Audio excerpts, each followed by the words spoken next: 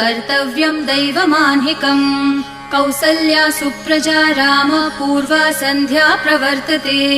उत्तिष्ठ नरशार्दूल कर्तव्यं दैवमान्हिकम्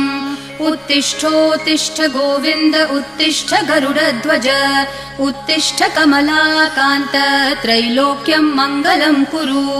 उत्तिष्ठोत्तिष्ठ गोविन्द उत्तिष्ठ गरुडध्वज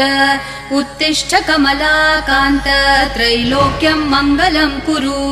मातः समस्त जगतां मधुकैटभारेः